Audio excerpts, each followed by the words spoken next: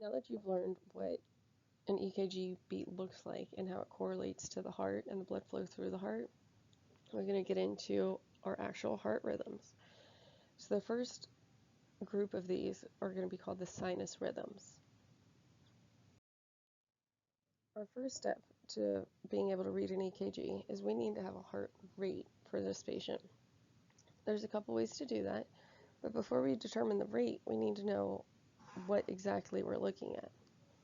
On the EKG paper, they have marked every 1 second and every 3 seconds for you. So ideally we want 6 seconds worth of EKG so we can add a 0 to the end, which is multiplying it by 10, and give us a basic idea of what our EKG rate is. So if you look here at the bottom strip on the blue one, you'll notice that there's 3 ticks that are circled. Each one of these ticks is large, and they're considered 3 seconds between them. There's smaller ticks between each of the circles, and those represent 1 second between each of them. So on my 6 second strip, I've got a tick here that's circled. That's 1. Here's 1 second. There's 2 seconds. This is going to be my 3 seconds. Then we have 4 seconds. This is 5. And here's 6 seconds. So my EKG strips, if I draw a line down from there and a line down from here, or a lot of us will fold papers, this will give you about a 6 second strip. The next thing we're going to do is count the R waves. For the purpose of this, we're going to assume that all of the strips are 6 second strips. So if we go up to the very top EKG strip, you're going to notice that there's numbers written on top of each R wave. So here's a 1 written on top of the R wave, 2, 3, 4, 5. So in 6 seconds, we have 5 beats, so the rate for that would be 50 beats per minute. If you look at the middle EKG strip, this is a different way to do it. You'll notice cardiologists typically will calculate their rate this way. We're going to find an R wave that's basically on one of the big box lines to make life easier. So this strip has 2 of them. There's one here. There's another here. I'm just going to make a line for the second one. So if I go from that R wave out 1 box, this would mean we have 300 beats per minute. But there's not another R wave there. So we're going to go to the next wave. If we had one on the second piece, it would be 150 beats per minute. We don't have an R wave there either. So let's go to the next one out. If I had a beat here, it would be 100 beats per minute. Once again, no R wave. So the next one is going to be 75. My R wave is not there, but is between the 75 and the 60 mark. So this person has a heart rate somewhere between 75 and 60 beats per minute, or about 70 beats per minute. Counting the R waves definitely makes life a lot easier. However, doing the math with the 30, 150, 100, 75, 60 is a little bit more accurate. So determine which method works for you. I highly recommend counting R waves until you're more skilled with your EKG skills.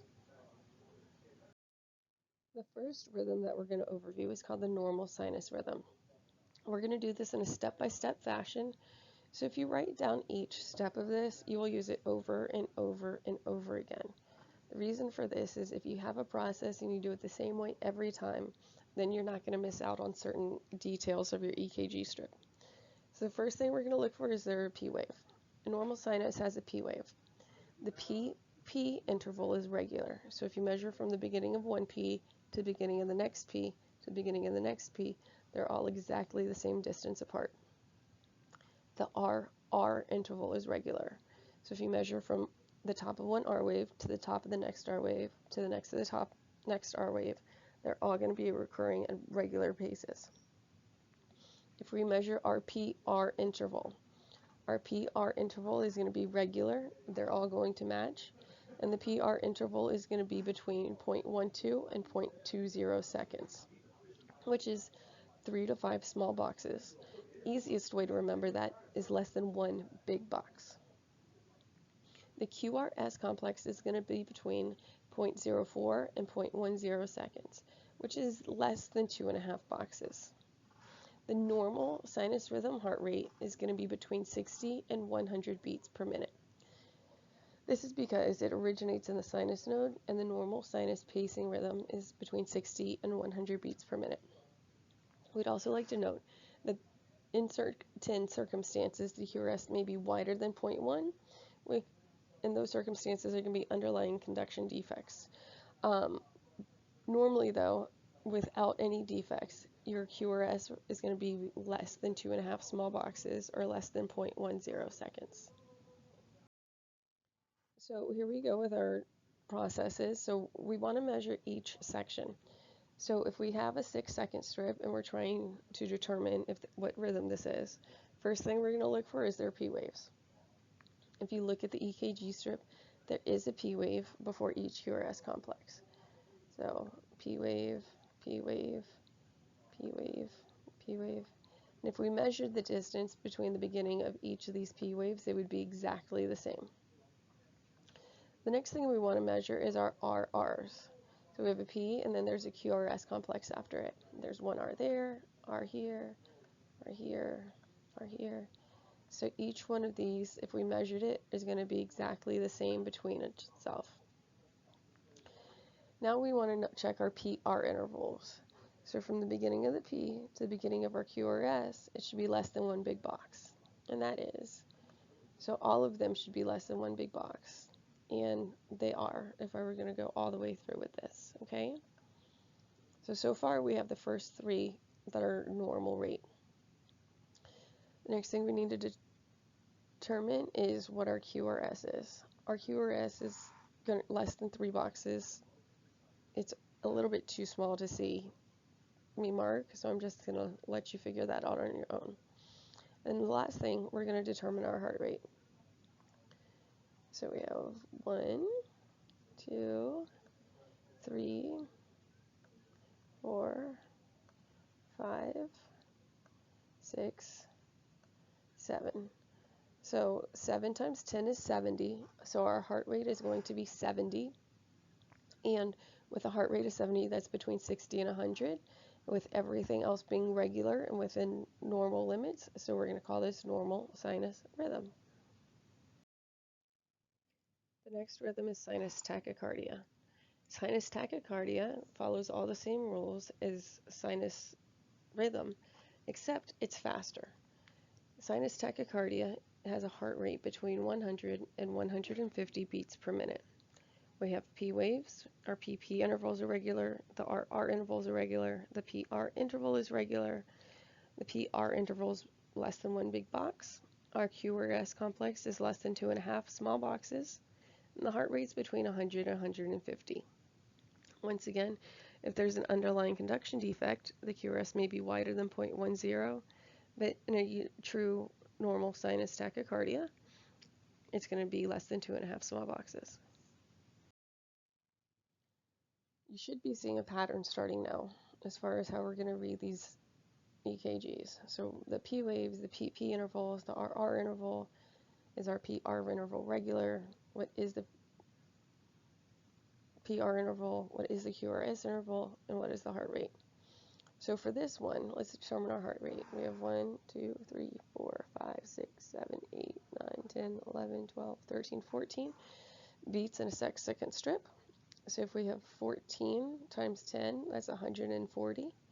140 falls into the 100 to 150 beats per minute. So that fits our sinus tachycardia criteria. So for the remainder of this presentation, we might be asking if the patient is stable or unstable. To determine this, you want to ask yourself, does the patient have CASH? CASH stands for chest pain, altered mental status, shortness of breath, or hypotension. If you have CASH, you get joules. This will make sense as we go into the presentation, but just write down CASH. CASH is chest pain, altered mental status, shortness of breath, and hypotension. If you have CASH, you get joules. The next rhythm we're going to learn, sinus bradycardia. Once again, it follows many of the same rules as normal sinus rhythm, except we have a heart rate that's less than 60, typically between 40 and 60. Sinus bradycardia has P waves, the PP interval is regular, the RR interval is regular, the PR interval is regular between beats. The PR interval is between 3 and 5 small boxes.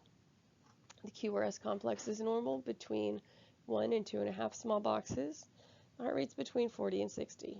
Once again, if the QRS is wider than 0.1, it could be due to an underlying conduction defect, but a true normal sinus bradycardia is going to have a QRS of less than 0.1, which is less than 2.5 small boxes. Following our rules, once again, we're going to work through methodically. So, are there P waves? Is the PP interval regular? Is the RR interval regular? Is the PR interval regular, which is going to be the PR between each of the beats? What is the PR interval? We're going to measure it out. How many boxes do we have? What is the QRS? Once again, measure it out. How many boxes does it take? And then finally, what is the heart rate? So for this 6-second strip, our heart rate's 1, 2, 3, 4, 5. 5 times 10 is 50, so our heart rate's about 50 beats per minute. So with everything being regular and it being 50 beats per minute, that's between 40 and 60, and that meets our sinus bradycardia rules. So welcome to the first slide where we're going to use that cash algorithm. With bradycardia, if it's stable, if you do not have cash, we don't really care. We just kind of monitor them. If the patient does have cash, just chest pain, altered mental status, shortness of breath, or hypotension defined as a systolic blood pressure less than 90, then they're going to need to be treated. We're going to start with atropine, 0.5 milligrams, max 3 milligrams, which would be 6 doses. If the atropine doesn't work in the first couple of doses, it's probably not going to work, and we're going to need to either transcutaneous pace or start a vasopressor drip. If you look into the white area on the slides, you will see the 2015 American Heart Adult Bradycardia with a pulse algorithm. So it goes over the same stuff we just said. We're going to assess our patient, and identify and treat underlying causes, obtain IV access, get our 12 lead. Is the patient still unstable? If they are, we're going to do the atropine or dopamine or epi. And the little gray box over to the side tells you the doses of each of your drugs. The last sinus rhythm we're going to talk about is sinus arrhythmia. And sinus arrhythmia is a rule breaker because the heart rate changes as you inspire and expire. When you take a breath in, the heart rate speeds up, and when you exhale, the heart rate slows down based on the pressure that your lungs put on the heart. So we do have upright P waves, but the PP interval is irregular. The RR interval is irregular.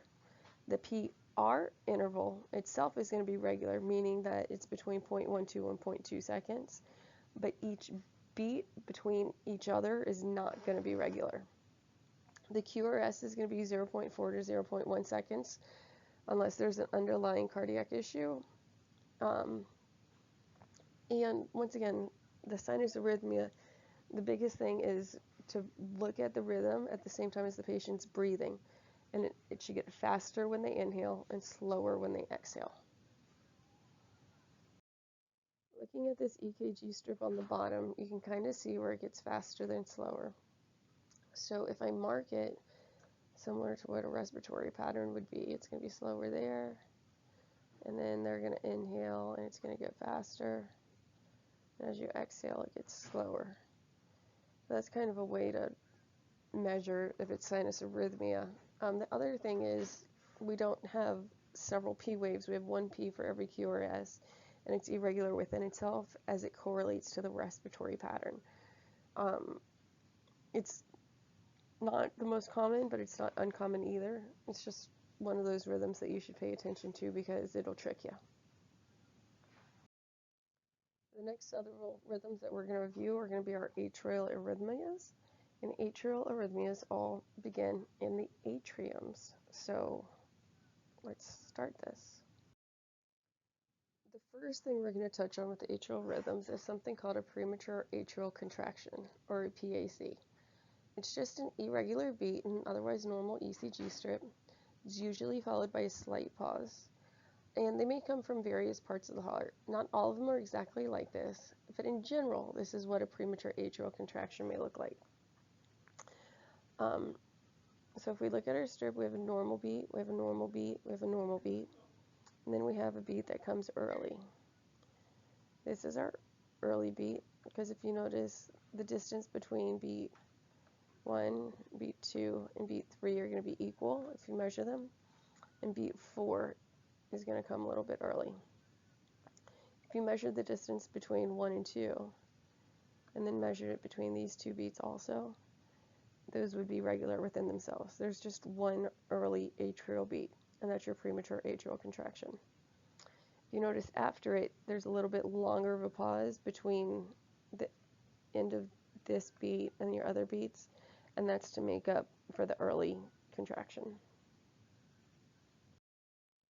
Supraventricular tachycardia is a lethal heart rhythm with a rate over 150 beats per minute. The T wave could be hidden inside the P wave. If there's a PP interval, it'll be regular. The RR intervals, if you measure them, they'll be regular. The PR interval, if it's identified, would be between 0.12 and 0.2 seconds. And the QRS complex would be between 0.4 and 1.0 seconds. Typically, these are very fast, and you can't identify the beginning of the P to the beginning of the QRS. So SVTs are any rhythm originating in atrium with a rate of greater than 150 beats per minute. So here we go, second slide with the cache. So we're going to talk about treatment for SVT, or supraventricular tachycardias. The first thing we need to know is, are they stable or not? Do they have chest pain, altered mental status, shortness of breath, or hypotension? Most of the time we're going to check the patient, they're going to have some oxygen on them, we're going to have a cardiac monitor, they're going to need a 12-lead EKG. If they're stable, then we're going to start with vagal maneuvers, and then we'll consider drugs, adenosine, 6 milligrams, then 12 milligrams, which is a rapid IV push. You can consider something like cardizem or diltiazem. You can consider verapamil. However, if the patient is unstable, we're going to do something called synchronized cardioversion. If we have an opportunity to sedate the patient, synchronized cardioversion is literally shocking them with electricity. So it's really nice to sedate them when we have the opportunity. If you look to the area in the white, you'll see exactly what I talked about, but as presented by the American Heart. That's the 2015 adult tachycardia with a pulse algorithm. So we said if we have cache, you need joules, right? So now we're going to discuss cardioversion. The three pictures on the screen are three different defibrillator models that you can have. One's called a LifePak, one's called a Zoll, one's called a Philips, and these in general are going to be what you see in any hospital or airplane or ambulance type setting. The first thing we're going to do for cardioversion is we're going to turn our machine on. Once the machine's on, you need to be familiar with the machine and know if you just need the defibrillation pads attached to the patient, or if you need the defibrillation pads plus leads attached to the patient. Once your ECG is on the monitor, we're going to turn to sync, and we're going to look for an arrow over each R wave. That's called marking the R wave. Once the R waves are marked, you're going to set the monitor to the determined energy required to defibrillate. Each monitor is different, so you have to be familiar with your version. And you're going to look at the patient, look at the monitor. We're going to charge, and once the monitor tells you that it's ready to release the energy, once again check, make sure the R waves are checked, make sure that our monitor's charged to the correct number of joules. We're going to clear the patient, so we're going to look at him, say head clear, feet clear, everybody clear. Make sure that no one is touching the patient, no one's touching the bed, and no one's holding oxygen over the patient. Once everybody's clear of the patient and the bed, you're going to hold down the shock button until the cardioversion is complete. This could take several seconds, but you're going to know that the patient was shocked based on their body. It's going to move at the same time that the cardioversion happens. If they're not sedated, they're likely going to scream in pain. The next rhythm we're going to discuss is atrial tachycardia. It's a tachycardia that originates in the atriums. It has identical P waves, and the rate's between 150 and 250 beats per minute. If we're going to be treating it, this goes with our adult tachycardia algorithm, which we discussed on the previous slide. Atrial flutter is the next rhythm. So we have more P waves than QRS complex. The textbook definition of atrial flutter is that it has a sawtooth appearance. Our atrial rate is going to be between 250 and 350 beats per minute. However, the ventricular rate is typically normal between 60 and 100 beats per minute. It might be slightly tachycardic, but typically it falls into your 60 to 100 beats per minute. The conduction through the AV node sometimes may vary, and when it does, there may be a mismatch between the number of P waves and the number of QRSs. For this, the sawtooth appearance, the way I learned it also was a picket fence appearance. So if we were to make this like a fence where these were posed, you can kind of see that it has a picket fence appearance. Or if you were to compare it to a saw blade, it has a sawtooth appearance. This is very, very common for atrial flutter, and it's very often 2 or 3 or 4 atrial beats to 1 ventricular beat. Next is atrial fibrillation. Atrial fibrillation is marked by the fibrillatory P waves. So you can't really discern one P wave from the next. It's more of a squiggly line. The RR intervals are irregular. QRS complex is normal and narrow. A controlled rate is going to be between 60 and 100. Uncontrolled rate is typically going to be over 100. It's probably going to require medication. But there's considerations with atrial fibrillation before we medicate. We want to know how long they've been in atrial fibrillation for and if they're on anticoagulants or not. This is very, very common in a lot of our older population. So the easiest way to figure out AFib is everything's irregular, it's probably AFib. Irregular P waves, irregular RR intervals, irregular intervals between everything else. Most likely it's going to be atrial fibrillation.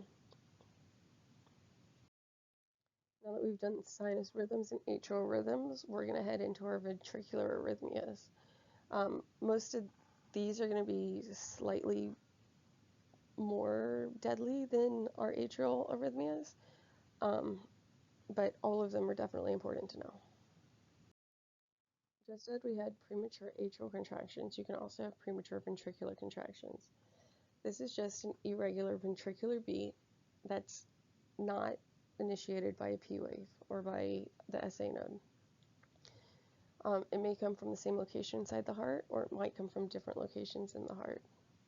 So if you look at our green slide, these come from different locations in the heart. The morphology of this PVC is different from the morphology of this PVC. So we're going to call those multifocal PVCs.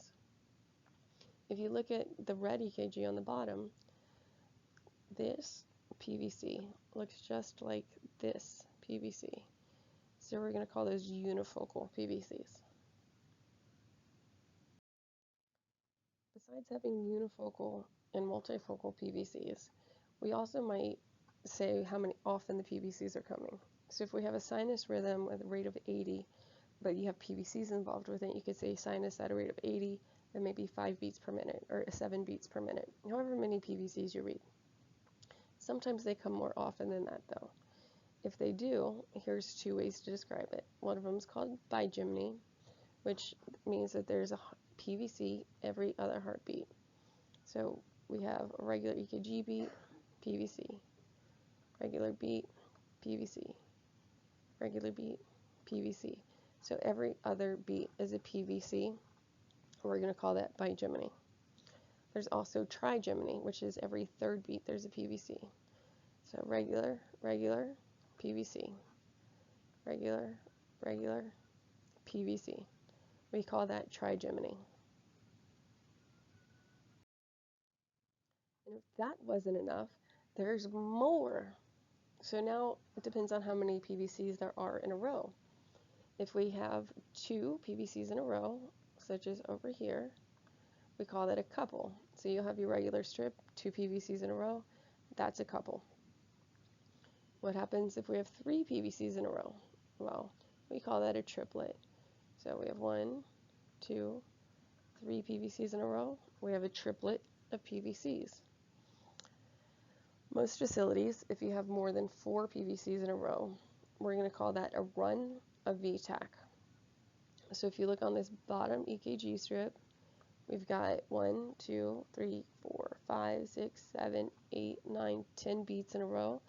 So that would mean you have a 10 beat run of ventricular tachycardia. So ventricular tachycardia, also known as VTAC, this comes with and without a pulse. Ventricular tachycardia with a pulse is a lethal rhythm. It's a rate of over 150 beats per minute. There are no P waves. All of our QRS complexes are wide, which is greater than 0.10 seconds. There can be monomorphic or polymorphic VTAC, which means if the beat looks the same or if they look different within themselves. There's also one called torsades de pointes, where the ventricular beads get wider and narrower surrounding the isoelectric line. If we look at our strips, this first red strip is going to be a polymorphic VTAC. Each beat looks a little bit different than the one before it. This middle strip is going to be torsades de pointe. You can see how the ventricular tachycardia waves are bigger and then smaller and then bigger and then smaller, and that's classic torsades de pointes. And the third one is going to be your monomorphic VTAC, where every beat pretty much looks exactly the same. We're going to take a break from our regularly scheduled programming to review reversible causes. This is going to make more sense in the next couple slides, but let's just review what they are. There's reversible causes that can be H's or T's. H's include hypovolemia, hypoxia, hydrogen ion, which is also known as acidosis, hyper or hypokalemia, which is your potassium high or low, hypothermia, you're not dead till you're warm and dead, and hypoglycemia, although it's not technically an algorithm anymore, it's still something to consider. And then we have our T's. Our T's are toxins such as overdoses, cardiac tamponade, tension pneumothorax, coronary or pulmonary thrombosis, and trauma, although trauma is not technically included anymore. As we discussed, ventricular tachycardia is a life-threatening arrhythmia.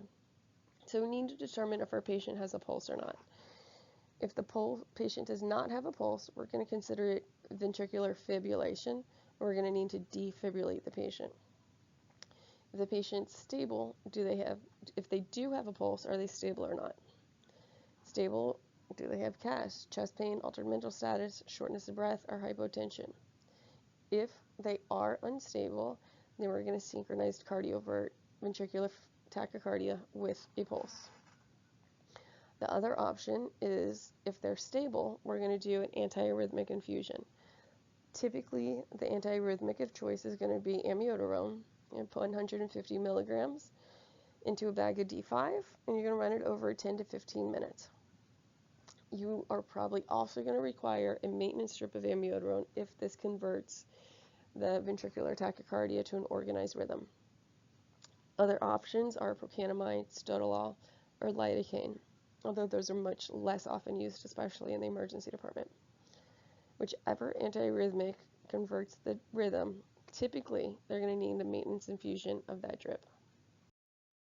So if we have ventricular tachycardia with a pulse, then the patient should get cardioverted.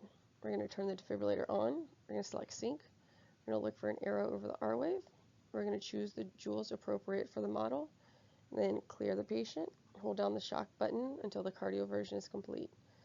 It's really nice if you can sedate them, but you might not always have the time to. More often than not, ventricular tachycardia is going to come with no pulse. So we're going to see the patient has no pulse, not breathing normally. We're going to begin CPR, and we need to defibrillate the patient as soon as possible. If you're doing advanced life support measures, you're going to continue CPR while the defibrillator is charging. If you are not using a monitor that you're controlling, if you're using an AED, typically they're not going to want you to do CPR while it's charging, because some AEDs deliver the shock themselves. Other ones require you to push a button. So depending on the type of AED you're using, you need to know if you're doing CPR or not while it's charging. We need to establish IV or IVO access, and our first drug of choice is going to be epinephrine. According to the American Heart Association 2015 standards, they would like 2 cycles of CPR before you push your first drug. So we would do 2 minutes of CPR, defibrillate, 2 minutes of CPR, defibrillate again, and then after the second defibrillation, if we do not have an organized rhythm, we're going to start with our first vasopressor, which is going to be epinephrine, 1 milligram of 1/10,000 strength. At this point, they don't have a pulse, so we're going to consider that they're dead. So with dead people, we push our drugs as fast as we can. The only chance that we have of survival for this patient is CPR and the drugs. CPR is the most important part. The drugs are second. We want to continue CPR as long as possible, as hard and as fast as American Heart recommends, which is at least 2 inches steep and between 100 and 120 compressions per minute. If we do 2 minutes of CPR, the patient still does not have a pulse, we're going to do an antiarrhythmic. We can typically choose between amiodarone and lidocaine. After the hurricane in Puerto Rico, some places didn't have amiodarone, so we started using lidocaine and procainamide and some drugs that weren't really seen for the last several years. Most of those plants are up and running again, so there's not as much of an amiodarone shortage as there was. The first dose of amiodarone is going to be 300 milligrams IV push, and then we would do lidocaine 1 milligram per kilogram, max 100 milligrams. You can pick one or the other. At this point, we also want to identify reversible causes, so we're going to continue CPR. If we get to 2 minutes, we haven't changed the rhythm yet, we're going to defibrillate again and give an epi. So it's going to be epi, amiodarone, epi, amiodarone, and then epi until the cows come home. At the same time, make sure we determine, treat, and consider reversible causes. And we can start with those reversible causes the second that we notice that the patient's down. So if it's a known opiate overdose, you could give Narcan. If it's known acidosis, you can try to correct the acidosis. If it's known high potassium, you can try to shift the potassium. Most of the time, out of the hospital setting, you're not going to know why the patient is in a cardiac arrest. But in the hospital setting, most of the time you're going to have blood work and labs and medical history, and you're going to have a little bit better picture of what's going on with your patient to be able to determine and treat for reversible causes. We discussed cardioversion or synchronized cardioversion a couple times already, but we haven't yet discussed defibrillation. Defibrillation can also be known as unsynchronized cardioversion. Typically, defibrillation is going to use a lot more energy than your cardioversion. So how do we defibrillate? We're going to turn on our defibrillator, detach the pads, select the energy appropriate for the machine that you're on. We're going to charge the defibrillator to the appropriate dose. And then we're going to clear the patient. Head clear, feet clear, make sure everybody's clear. No one's touching the patient, no one's touching the bed, no one has oxygen blowing on the patient. When everybody's clear, with your eyes on the patient, you're going to push the shock button. The patient's body will jump when they're shocked, and as soon as the shock has been delivered, we resume CPR. We do not stop to check for pulses for 2 minutes after the defibrillation. So we'll do 2 minutes of CPR, stop. If the patient still does not have pulses, at that point, recharge, defibrillate again. If the patient has pulses, we will not know for 2 minutes after the defibrillation. So I told you that if we have ventricular fibrillation without a pulse, we're going to consider it ventricular fibrillation. Ventricular fibrillation is a lethal rhythm. This one does not come with a pulse. There's no P waves. The ventricular waves are fibrillary in nature. Basically, the ventricles are just quivering. the whole heart is just quivering. If you find a patient in this rhythm, they do need to be defibrillated. The patient whose EKG I'm showing you right now happened to be getting a 12-lead EKG when they went into VFib. They had pacer pads on, so she hit the record button on the EKG, got some seconds of the ventricular fib, and then was able to defibrillate him as it was witnessed, and he converted to an organized rhythm. Most of the time, you are not going to be in the opportunity to have everything set up perfect when the patient goes into ventricular fibrillation. So once you see the patient's down, they don't have a pulse, no normal breathing, we're going to start to do CPR and then follow our pulseless arrest algorithm. So here we go again with our American Heart Association 2015 pulseless arrest algorithm. Check for a pulse. There's no pulse. We're going to begin CPR. We want to defibrillate this patient as soon as possible. They need to have IV or IO access established. Once again, we want to do 2 minutes of CPR, defibrillate, 2 minutes of CPR, defibrillate. After the second defibrillation attempt is when you would push your first dose of epinephrine. It's 1 milligram of 1/10,000. Do 2 minutes and circulate it. Our next drug would be the antiarrhythmic. Typically, it's going to be amiodarone, 300 milligrams first dose. After 2 minutes, the next drug would be epinephrine. After another 2 minutes, the next drug would be half dose of amiodarone, being 150 milligrams. After that, it's just going to be epinephrine and reversible causes until you get return of spontaneous circulation or the patient dies. So we need to determine, treat, and consider reversible causes because this is literally the difference between life and death between most of these patients. Most important thing when the patient doesn't have a pulse is to continue CPR. Without CPR, there is zero chance of saving their life.